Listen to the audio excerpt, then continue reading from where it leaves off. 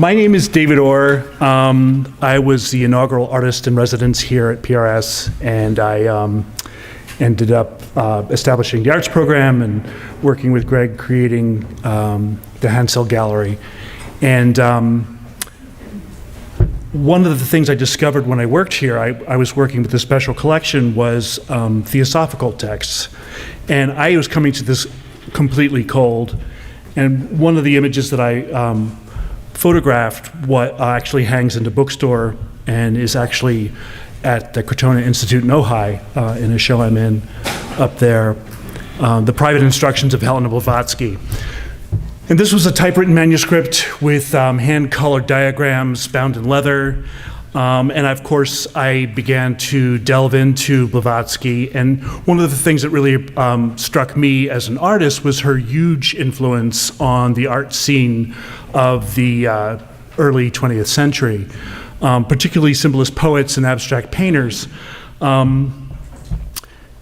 Apollinaire, Hilma af Klint, I say Klimt, Piet Mondrian, Malevich, and Kandinsky. Helena Blavatsky in particular was a huge influence on Mondrian and Kandinsky. Mondrian had a picture of her hanging in his studio for many years, and Kandinsky quotes her quite a bit in his wonderful book on the spiritual and art. The reason the artists were interested in her is that she was exploring what I like to call the world beyond reason, and they were looking for ways to establish that. And if you stop to think for a moment that Mondrian was painting landscapes essentially before he began to work on the more stylized things that we all know, it's pretty remarkable the impact and the sea change that was undergone in art. So while I was up at the Crotona Institute, I actually sat in on a lodge meeting, and that's how I met Pablo. I was really struck by his contributions to that evening.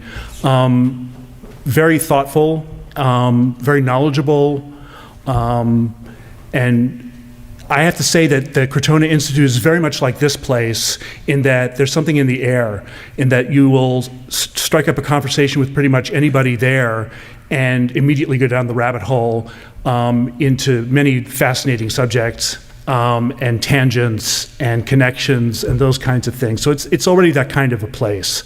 But I was really amazed by Pablo's contributions, and I didn't even know who he was at that time. And then afterwards, I was introduced to him. Oh, you're Pablo Sender. Anyways, I'm glad he's here tonight. I'm going to read his bio off to you. Pablo Sender is a microbiologist, holds a PhD in biological sciences. He's been a member of the Theosophical Society since 1996, which were you 12 when you joined? Wait till you see him, he's a young guy. And has presented lectures, seminars, and classes around the world.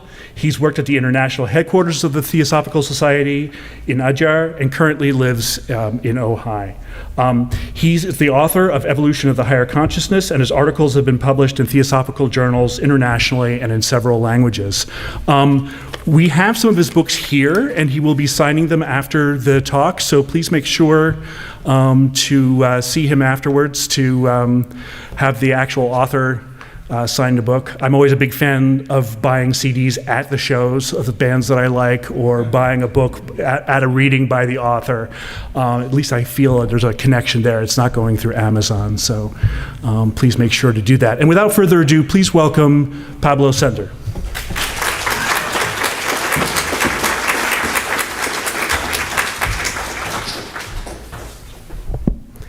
Thank you, David, and good evening, everybody. Before we start, let me say that it is a joy and an honor to be here with you. As David said, these organizations they share a kinship. Actually, I remember when I joined the Theosophical Society in Argentina, one of my first theosophical books were books by Manly Hall. And Blavatsky was an inspiration for him, as she is for us. And I think that the work that he did is very important, and he brought these eternal truths in a very unique and creative way that we all enjoy. So thank you to the PRS for inviting me, and we are happy also to have David over there in the Crotona Institute. And I hope this is the opportunity for a collaboration and to stimulate and inspire each other. So tonight we are going to look at the Secret Doctrine, which was probably the magnum opus, the great work that Blavatsky wrote. And of course, we could talk about the Secret Doctrine for years, so I'm going to be able only to give you a taste of the book.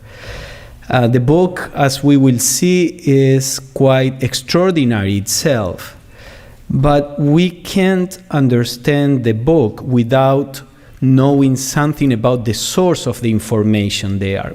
I think that if we approach the book without a certain acquaintance with the source of the information, it's hard to understand where all this is coming from. It's this Blavatsky's imagination, speculation. In the Western philosophy, especially modern philosophy, tends to be the outcome of a person's rational powers. You sit down and try to figure something out. This was not the case of philosophy in ancient times, and the times of Plato, etc. There was far more of a spiritual insight.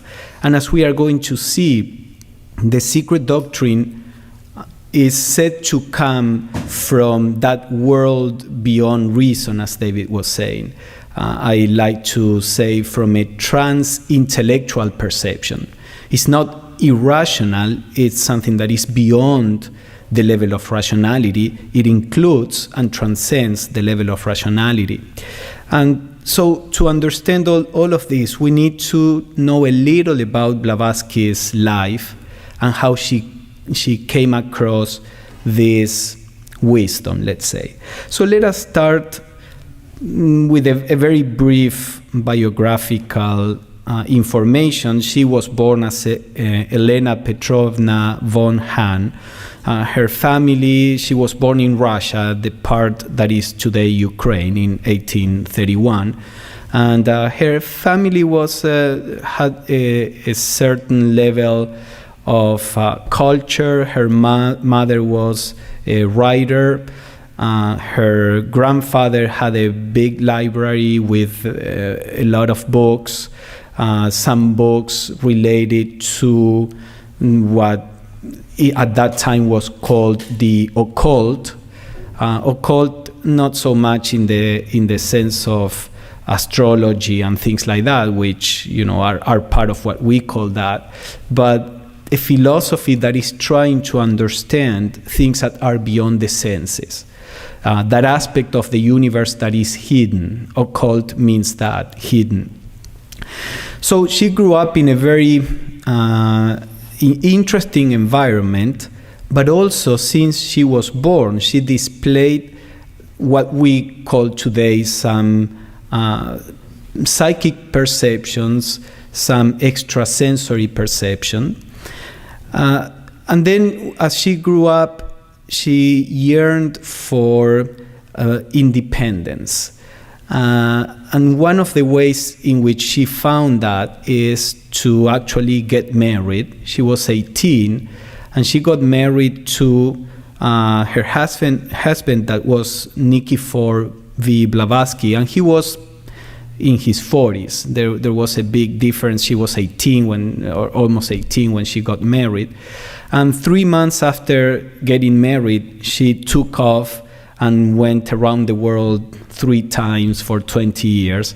The husband tried to apply for divorce, saying that the marriage was just a sham. But in Russia, they didn't like divorce, so they stayed married until he died eventually. but they never saw each other again. So HPV basically was, we have to understand this is in the 1850s in Russia. Women were not supposed to be independent, to go around the world by themselves. But there was in Blavatsky's son a yearning that was very strong, very marked, as we are going to see. So she sets off to travel, and she went many countries in Europe, in the Middle East, in Asia, in Africa. She came to the Americas. She went all the way down to Peru in South America. So she went around the world. Why was she doing that? We will see a quote. But soon after she started this travel, she met in London. She was in London, and she met what she called the master of my dreams. In her biographies, you see instances in which a person would appear and interact with her. Actually, this person saved her life on a couple of occasions that she was about to get into an accident. And she would never know who this person was. She would see this person, as I said, have some kind of interaction, and then the person would disappear. So she thought it was Jesus. That's the only thing that she knew. She grew up in the Russian Orthodox Church. So she was in London. There was a parade. There was a parade that with people from Nepal, and she sees on a horse the person that she had seen in her visions, and she was struck by that. She didn't expect it. She didn't think this person was real, and eventually they met and they talked, and this person who became her teacher. Sometimes these teachers are called the masters of wisdom, and Blavatsky would call them the masters.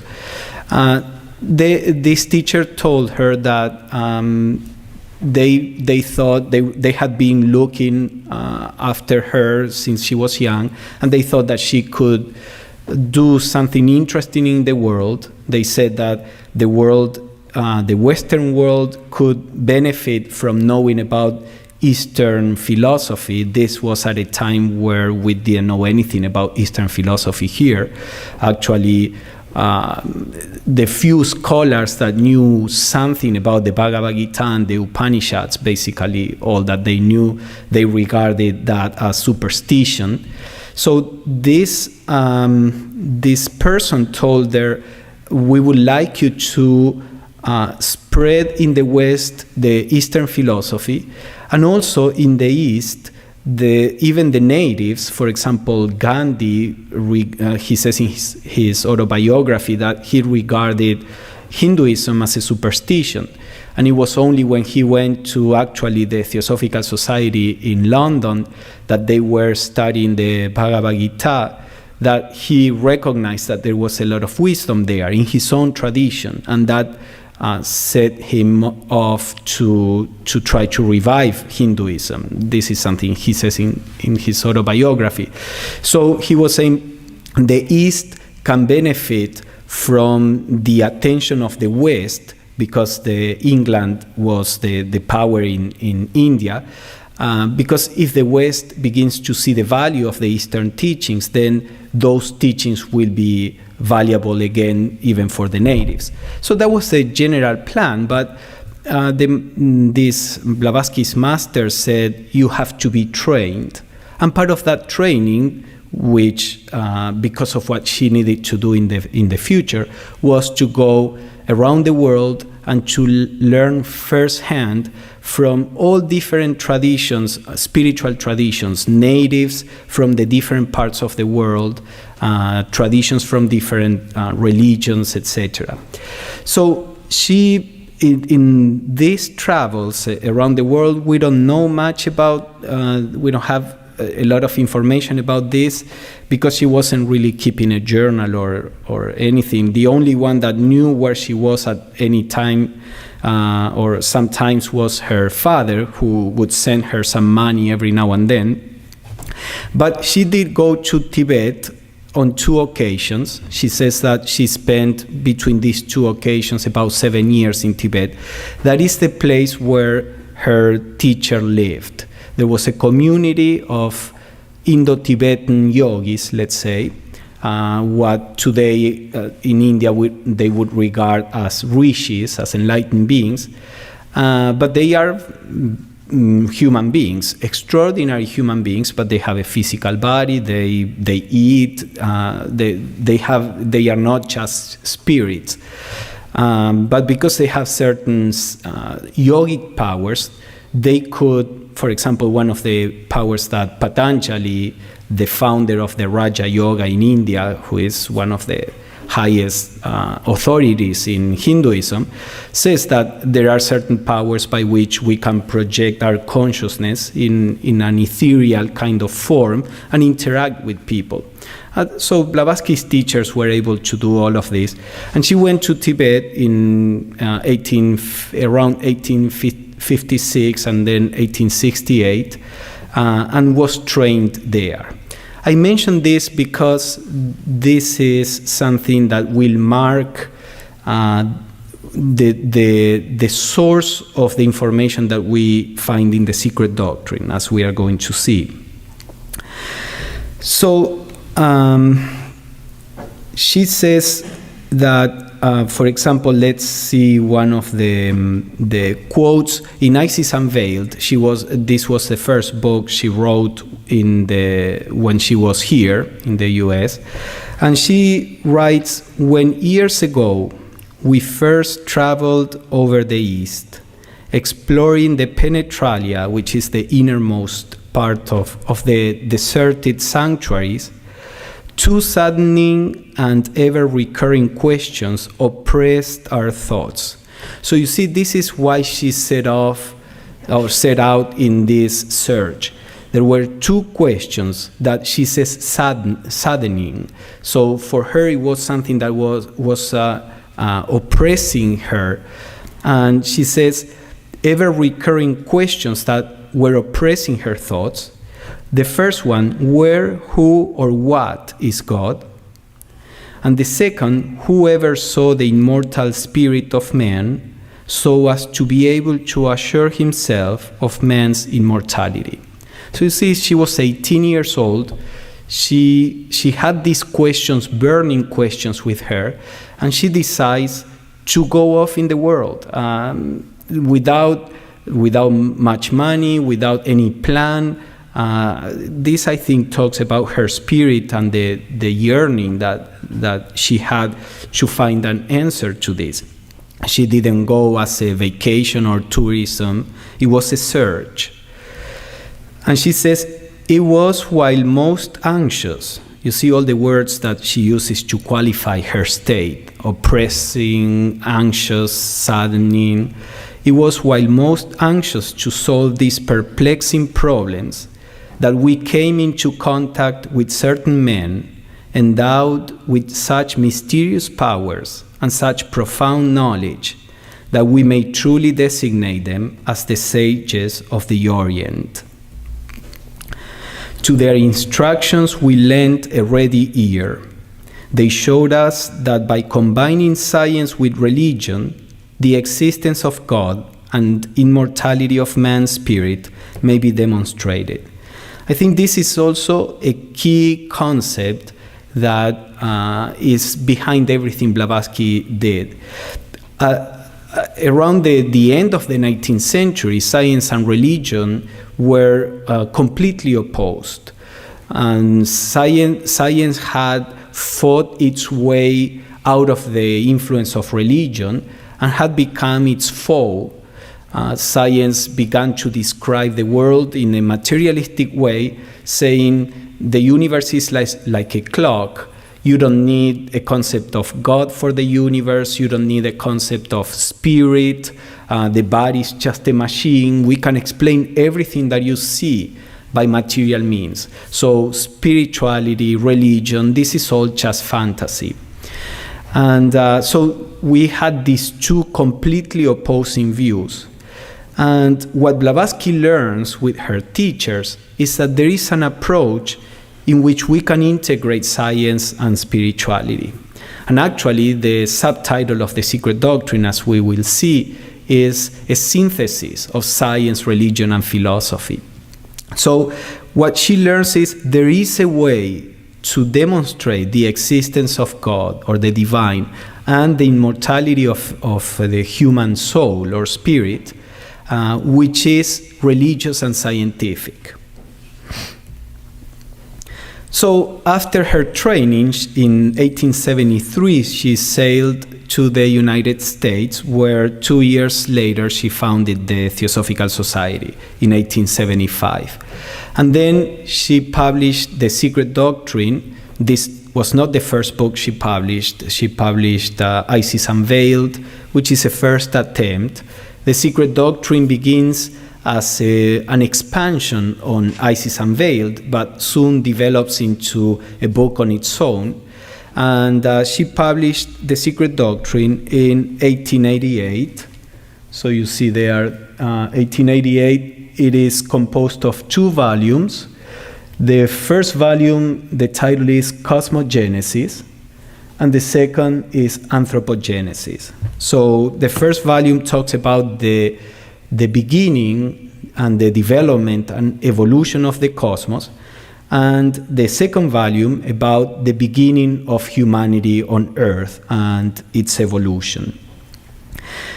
So before we go into some of the teachings, let's see a little bit about the Secret Doctrine itself. You can see there are 2 volumes, and both volumes are divided in 3 parts. The first part in the first volume is Cosmic Evolution, and the first part in the second is the Anthropogenesis. Now, these parts, the first part in each volume, are the core of the Secret Doctrine. This part is based on some ancient stanzas that we are going to explore, which Blavatsky translated and commented on. Then the second part in both volumes is it's an exploration of symbology. The symbolism related to the cosmos in the first volume, and then the symbolism related to human beings and to religion in the second volume. And then the third part in both volumes is an attempt to contrast the science of her time and what she was writing in The Secret Doctrine. She was very well aware of in what aspects the Secret Doctrine matched with the science of the time and in what aspects it didn't. And in those aspects that it didn't, Blavatsky would justify why, in her views, science was wrong and the source from which she was drawing was right. Especially in the field of physics, a lot of information that Blavatsky published in 1888 has been actually discovered by science. Blavatsky sets out the foundations of quantum physics. She said that the atom is divisible when science thought that it was a little ball, like a billiard ball of matter, without motion, solid, indivisible. She said that forces were carried by particles, which is what quantum physics says, at a time when science thought that the forces were immaterial. And all the foundations of quantum physics are in The Secret Doctrine. In Cosmogony also, many of the things she talked about, the solar nebular theory at a time where science thought about something else, many of the cosmology, the teachings in cosmology have been proved. The second volume, that is about the evolution of humanity, we are still quite different from what science knows at the time. So there are many points that still remain to be proven, many others that in over 100 years turn out that Blavatsky was right and the science of the time was wrong. This is important to keep in mind because these are not general statements that you say, okay, randomly Blavatsky was right. These are very specific statements that turn out to be right. And this has to do with the source of the information. So she says that the stanzas that she publishes in the first part of both volumes come from a very old book that is not known to humanity, that she called the Book of Xian, or Zhan. So she says, there exists somewhere in this wide world an old book. This was in Isis Unveiled, before she wrote The Secret Doctrine, and she published some of the stanzas that are found there. So very old that our modern antiquarians might ponder over its pages an indefinite time and still not quite agree as to the nature of the fabric upon which it is written. In The Secret Doctrine, 10, 12 years later, she would say that the paper of the Book of Xian is a paper that is special, that it has been treated in a way that that cannot be damaged with fire or with water, and that this is why this book has been preserved. It has many thousands of years, according to Blavatsky. She says it is the only original copy now in existence, and she saw this book when she was with her teachers in Tibet. Tradition says that it was taken down in Censar, the secret sacerdotal tongue, from the words of the divine beings who dictated it to the sons of light in Central Asia at the very beginning of our present humanity. So she claims that at the time she claimed that this Censar was a language that predated Sanskrit. Science knew at the time that was the origin of the Indo-European languages. She says there is a language that was before Sanskrit, and this is the Censar. Today, they know that there was a language before Sanskrit, but we don't know anything about this. And what she says here, this is part of what she explains in The Secret Doctrine. As humanity begins its evolution, it's not left alone to learn about the world by trial and error, blindly just trying and seeing what works and what doesn't. She says the humanity that begins on any planet where there may be some kind of humanity is always guided by what religions call gods or celestial beings or angels. We have in all ancient traditions that there was a golden age when the gods walked among people. Blavatsky says this is what she was talking about, and these divine beings are the ones that instructed humanity with certain fundamental truths that are preserved by those human beings that are more mature, more evolved, and we'll see a little about that later. And then these people become the religious leaders and guides of humanity. So the Book of Xian is the recording of the teachings from these divine beings, let's say. Then she says that the first installment of the esoteric doctrines that she is giving in The Secret Doctrine is based upon stanzas, which are the records of people unknown to ethnology. This is already what she writes in The Secret Doctrine. The previous quote was from Isis Unveiled. It is claimed that they are written in a tongue absent from the nomenclature of languages and dialects with which philology is acquainted. So she's referring to the Censar here.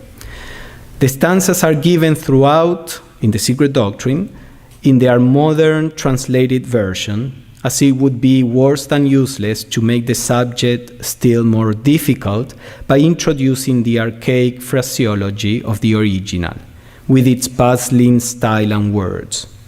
Extracts are given from the original Censar commentaries and glosses of the Book of Xi'an, this being now rendered for the first time into a European language. So what she claims is that when she was in Tibet, she learned this language, Sensar, and what she did in the Secret Doctrine is to take some of these stanzas, and the stanzas are made of a series of verses, which she calls shlokas with the Sanskrit word. So she took some of the stanzas, on these stanzas, some of the shlokas that she published in the Secret Doctrine, and she translated them into English, into a European language for the first time, she says. There are translations that her teachers had in Tibetan, in Sanskrit, in Chinese, but they had never been translated into English. So this is what she claims, and what we will see some of these verses, so you have a sense of how they are. She claims that she translated them into English from this source.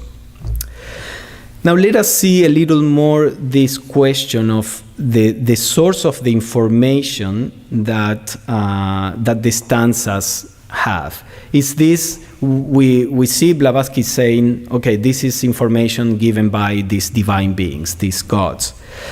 Now, she says that the Book of Xi'an means knowledge through meditation. And this is important because, as I said, the philosophy in the modern time is the knowledge that comes through thinking. Blavatsky claims that the knowledge that comes from the Secret Doctrine is a knowledge that comes in meditation. What the Secret Doctrine is explaining is not only the physical evolution of humanity and the universe, but the spiritual evolution of this. Science can only investigate in the field where things can be measured by mechanical instruments. So anything that is beyond the measurement of science is beyond the field of science. X-rays were not a scientific fact before we built a machine that is able to measure it and to do experiments, etc. So Blavatsky says there is a whole, the physical aspect of the universe that science knows something about is a very small part of what we are as human beings, what the cosmos is. There is a huge reality beyond the physical plane, but it can only be accessed by spiritual means. And those spiritual means need to be trained.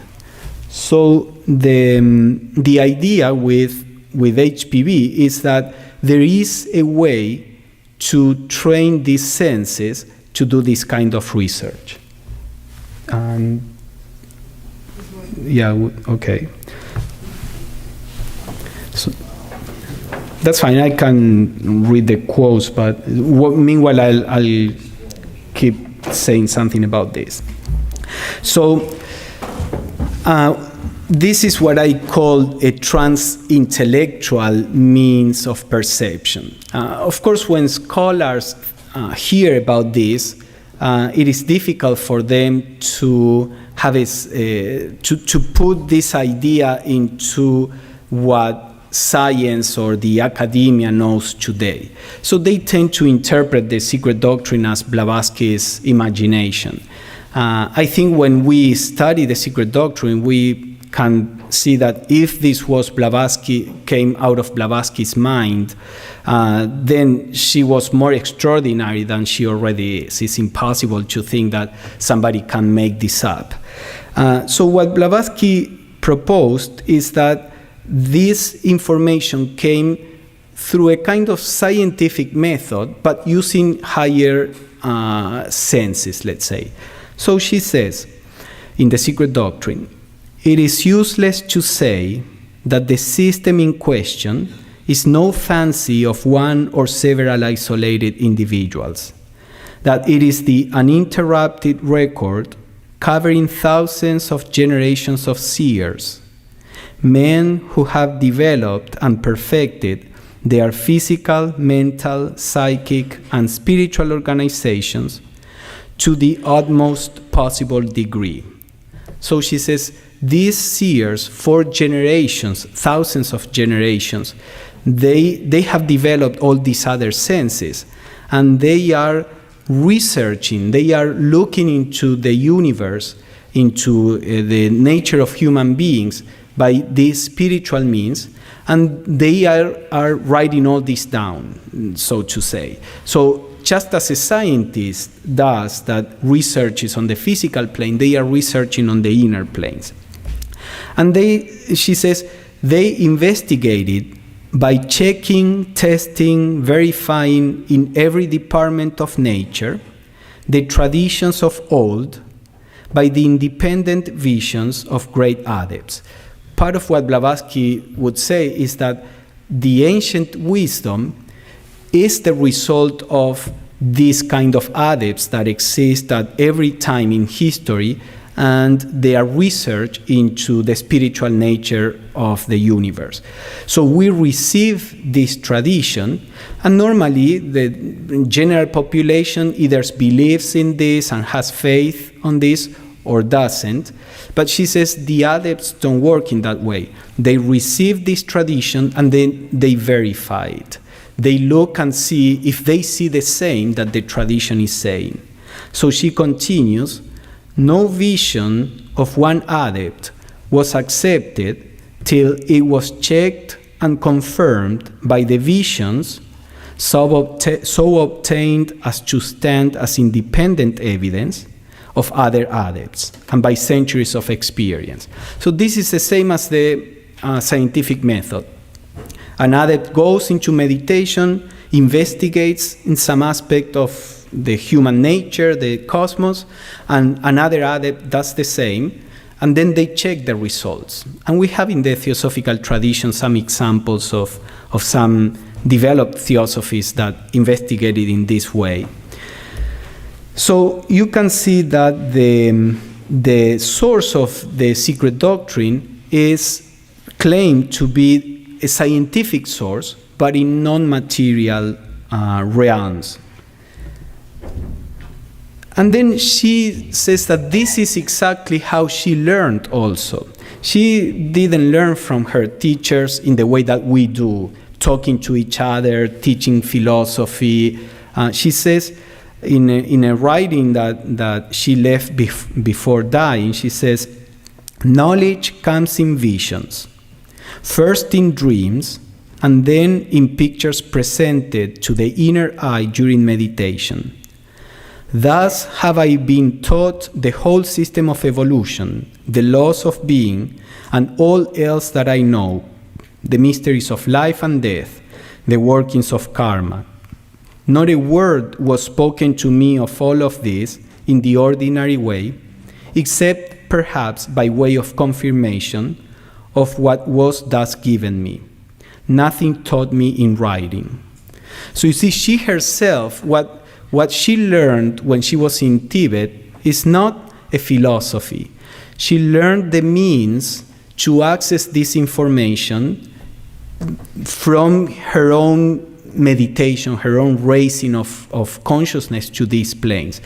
In the theosophical view, just as there are mathematical truths that people in different parts of the world can discover by applying the intellectual powers, you have a Chinese person that may be working on a theorem that maybe somebody in Europe or in Greece, Europe or in America, they are also working independently on this theorem, and then they may come to the same conclusion. And it's not wonder. There are our intellectual powers have the ability to think things out and to come to these mathematical truths. Similarly, people that have access to a spiritual perception can come to the same truths, just as these people come to the same mathematical truths, but they come to the same spiritual truths. So what the adepts taught Blavatsky are the methods to use this spiritual perception that we all have latent in us, and she went through a course of training. Part of the theosophical approach is to learn to develop this spiritual perception so that we can learn about our true nature and the true nature of the cosmos. By spiritual perception, I don't necessarily mean psychic perception, although that is part of it. Psychic perception is still a perception that comes through senses, non-physical senses, but it comes through psychic senses, let's say. And all perception that comes through some kind of sense may be wrong, may be conditioned, may be misinterpreted. There is a higher perception, the spiritual perception, by which one can perceive truth as it is. And that is the most important aspect to develop, which is what she was trained in. So he's happy with the information, good. So let's look at let us begin to look at the teachings that we find in the Secret Doctrine. The Secret Doctrine has an introductory section that is called the Proem, and she gives some fundamental propositions on which the whole of the first volume is based. And she says, the Secret Doctrine establishes 3 fundamental propositions. The first one, there is an omnipresent, eternal, boundless, and immutable principle on which all speculation is impossible, since it transcends the power of human conception and could only be dwarfed by any human expression or similitude. It is beyond the range and reach of thought. So the first fundamental proposition is that there is an absolute reality which is beyond all conditioning, is beyond our ability to think about it, because everything we think about is by comparison, cold or hot, high or low, good or bad. This is a nature that is beyond any comparison, beyond any relative aspect. And that is the essence of the universe and the essence of each one of us. As long as we live in the relative world, we fall within the constant change of the opposites. We are happy, we are sad, we are worried, we are peaceful, we are hot, we are cold. But there is something that all traditions point out, that it is a state that is per se immutable, is stable, is independent from what happens. There is this center of poise from which we can interact with the world. This center of poise is our true nature and the true nature of the cosmos. There is no difference. So the mystic search of all mystics, of all traditions, is to get to this, as the Christian mystic would say, the Godhead or the Godhood. The Godhood beyond God, because God in their general religion is conditioned. God is good and it's not bad. God is likes these people and doesn't like those people. All mystics would always say there is something beyond these levels of good and evil, something that integrates both. So that is the first fundamental principle. Then the second principle, let's see if we can get, she says, is the absolute universality of the law of periodicity, of flux and reflux, ebb and flow, which physical science has observed and recorded in all departments of nature. So basically, this is that everything in the universe is cyclic. And our moods go through cycles, our existence go through cycles. We are born, we die, we are born again, we die. Everything goes through cycles. So the whole view of the universe in Blavatsky is in a circular time, not merely circular, because within every new cycle, the next cycle starts on a higher plane. It's just like what we do at school. We study certain subjects. In the next grade, we study the same subjects, but now a little deeper.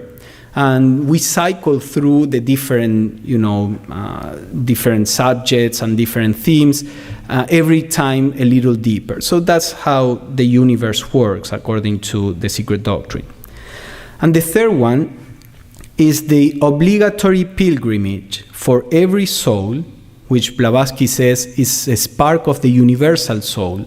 We are all expressions of one universal principle, and the soul in me is the reflection of this universal principle in my body, let's say. And your soul is the reflection of that universal principle in your body. And this is very important because that reflection is in essence that universal principle. It is for this reason that mystics can perceive unity, that mystics can, in an individual way, feel that they are the whole. Each one of us are an individual experience of the whole. We only perceive our individual experience in general, that is separate, that is opposed to the experience of others. And we may cooperate sometimes and enter into conflict at other times. But when we can raise our consciousness to the essence of what we are one, we are the whole. So for the soul to be able to consciously recognize this, it has to experience life in a separate form. It is by experiencing life in a separate form that we develop the sense of I am. I am because I am this and not that. The separation is what allows me to recognize that I am. And then the spiritual path is to take that sense of I amness so that it comes from I am this to I am the whole. So Blavatsky says this is an obligatory pilgrimage for each soul. This is something that we are engaged in the cosmos. We cannot escape it. We can kill ourselves and we are going to be reborn. We can only end the cycle of incarnation when we realize the truth of our nature, which is the truth of the universe. So these are the three postulates that she proposes in the first volume of The Secret Doctrine. This volume, now that you have the images, is in the proem. This is how the proem starts in the first volume. And this leads to the stanzas of Xian in the first volume that are about cosmic evolution. So let me read a few of these verses so that you have a sense of what the stanzas are. So this is taken from the first stanza. The Secret Doctrine begins before the beginning. What happened before there is light, or God says, let there be light? Of course, the Secret Doctrine proposes a very different view of God, a more scientific and spiritual view.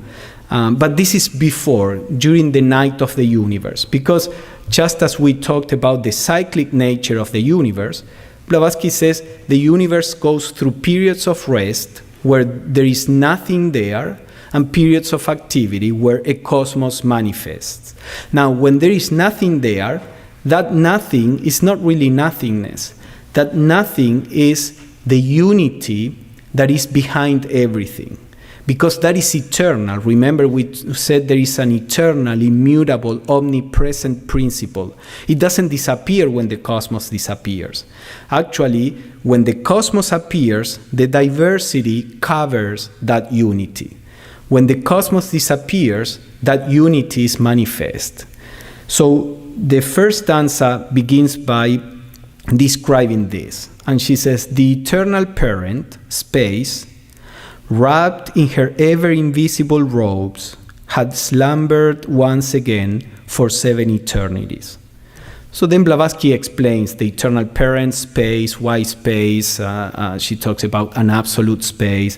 What are these invisible robes? They are the seed of what we know as matter. And then had slumbered again because there is this cyclic process. So right now we are again in a period of rest before the activity. And at that time, or at that period, she says, time was not, for it lay asleep in the infinite bosom of duration. And she explains, duration, she says, there is a technical term in Censar.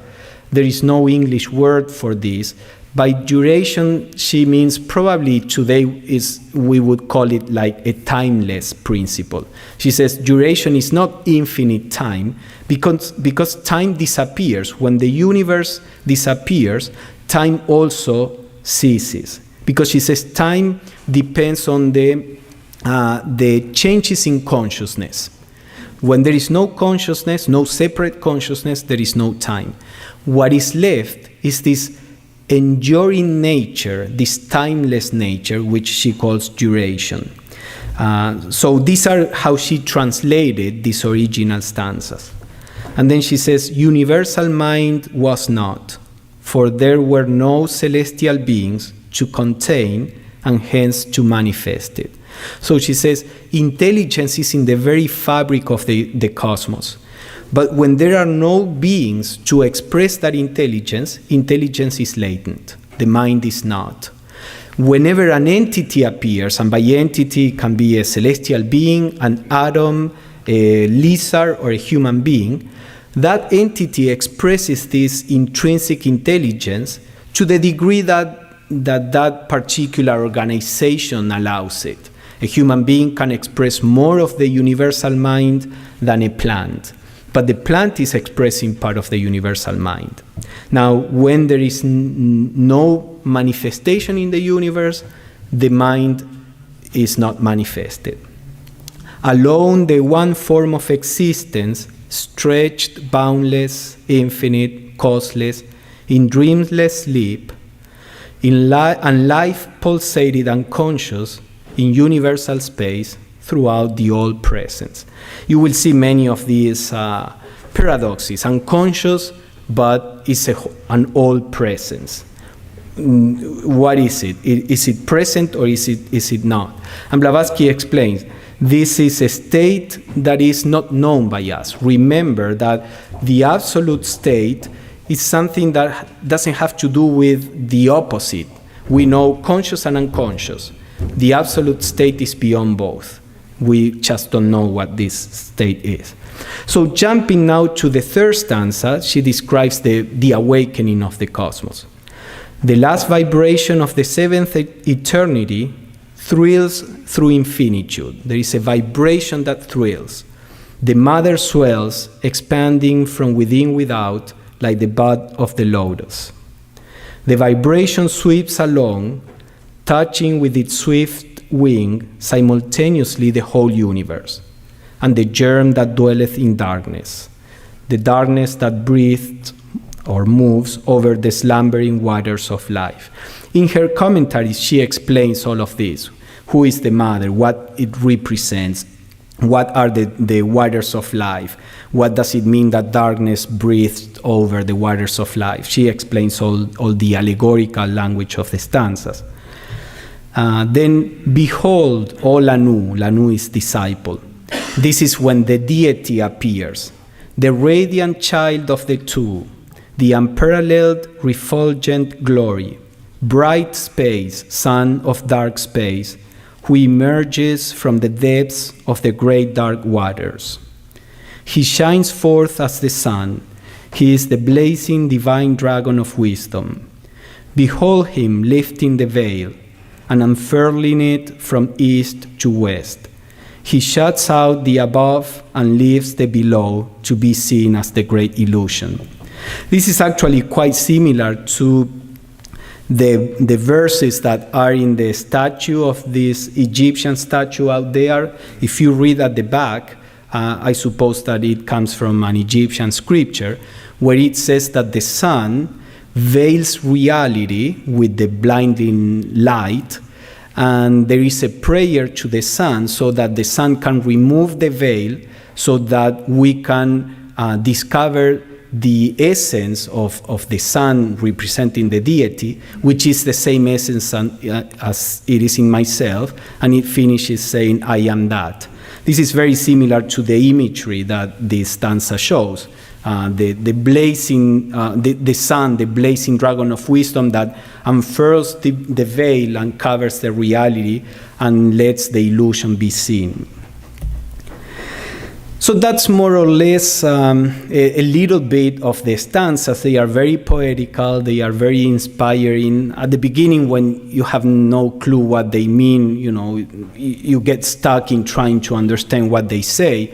But once you have a general sense, they are very inspiring and poetical. And let us see a little bit, and with this we are going to end, and then we can have a discussion, a little bit of the second volume that talks about humanity, the beginning of humanity. Again, there is an introductory section like the proem. This is the preliminary notes in the second volume, and she establishes 3 new propositions. She says, as regards the evolution of mankind, the secret doctrine postulates 3 new propositions which stand in direct antagonism to modern science as well as to current religious dogmas. So she was fully aware that what she was going to say was going to be accused of being non-scientific, etc.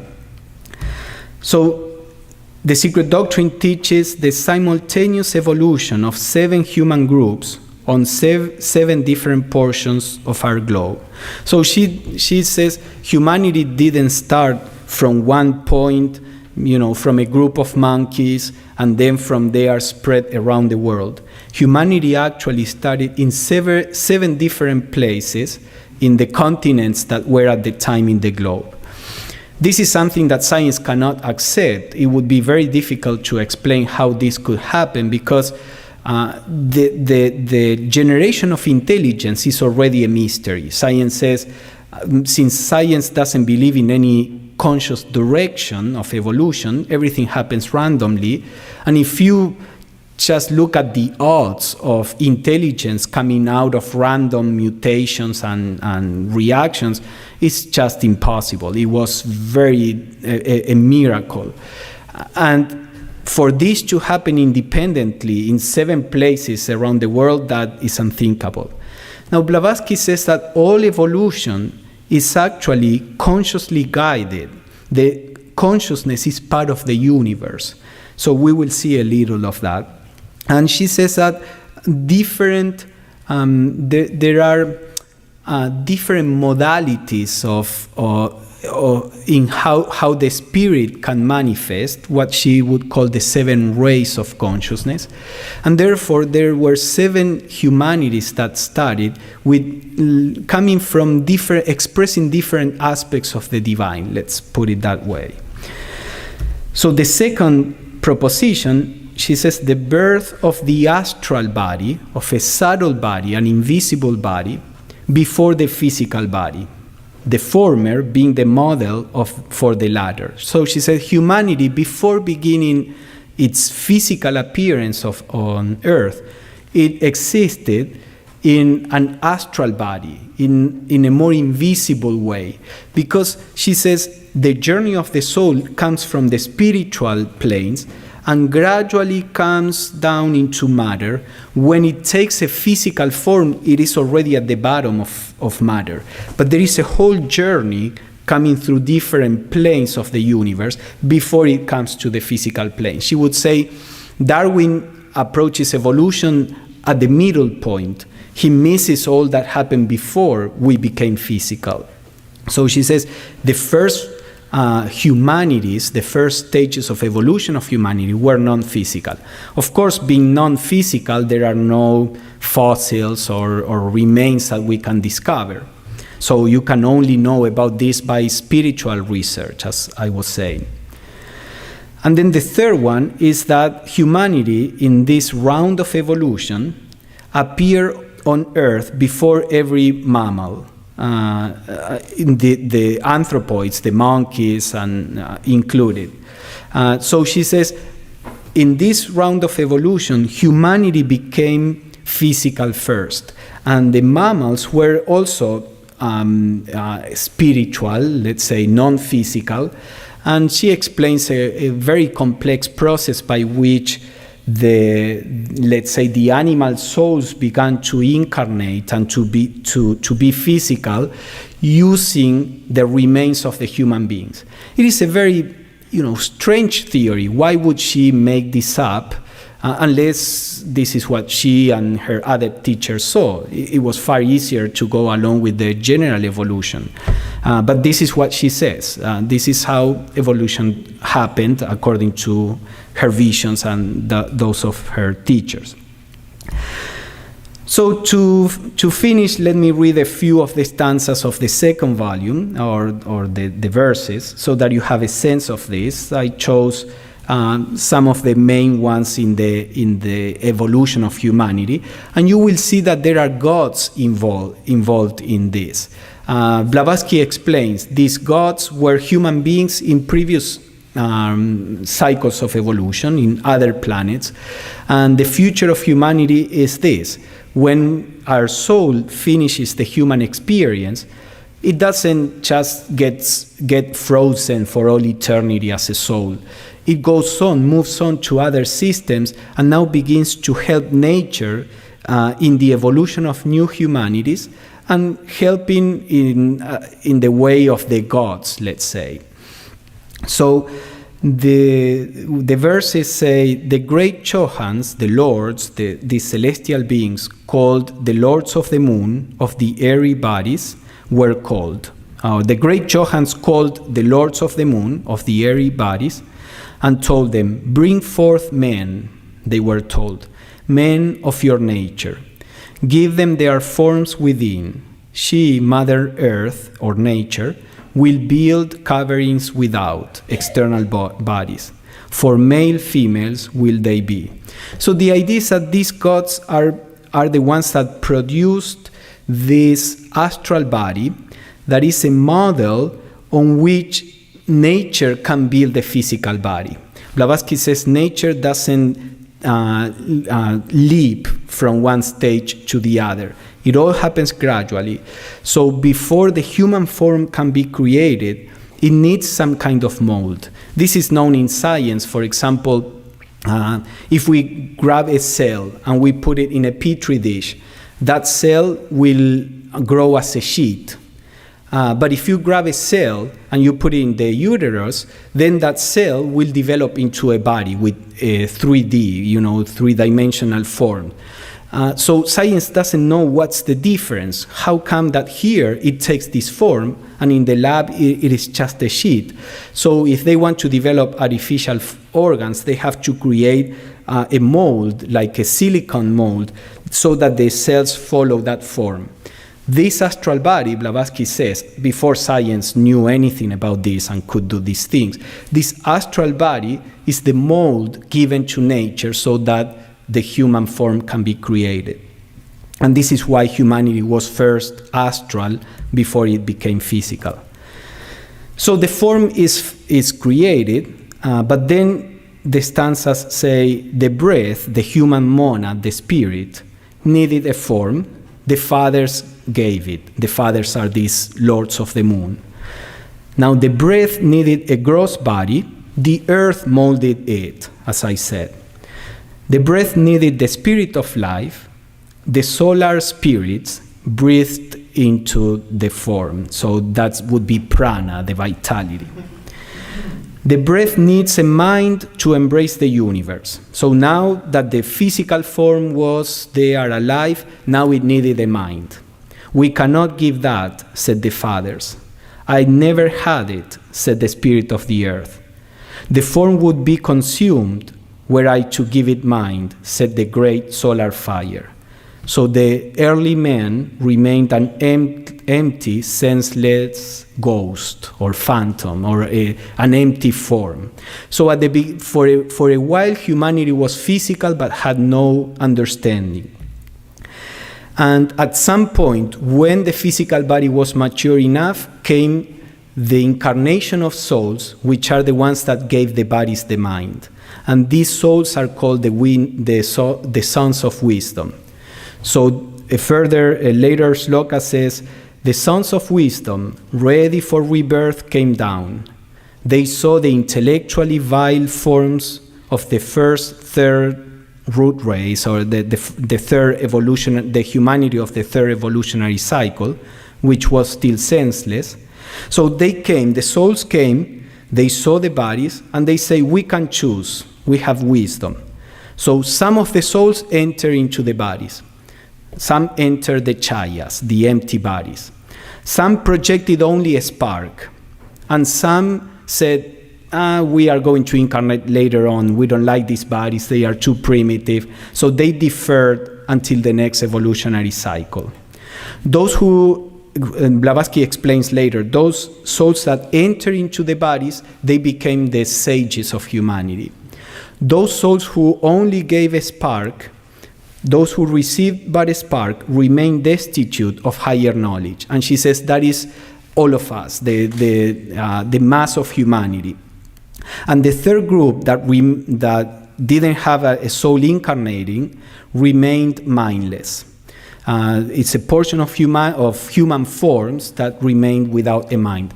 Blavatsky says the apes come from this group of humanity or human forms. They weren't humanity, but these human forms that didn't receive a soul, or a human soul, they had an animal soul. This is complicated, but they became the apes. So Blavatsky says it's not that we descend from the apes descend from us, from a part of humanity.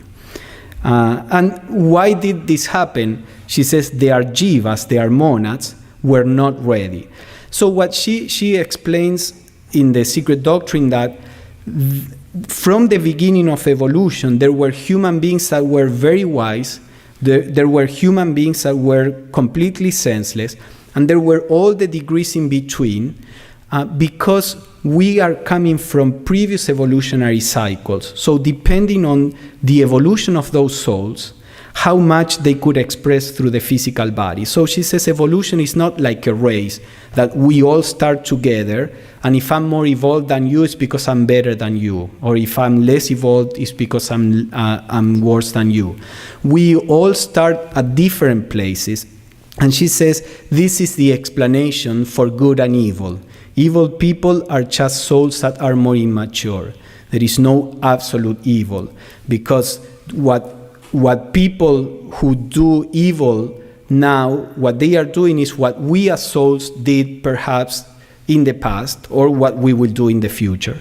But she says this gives the key to the existence of evil in the world. And then she explains her whole philosophy of evil.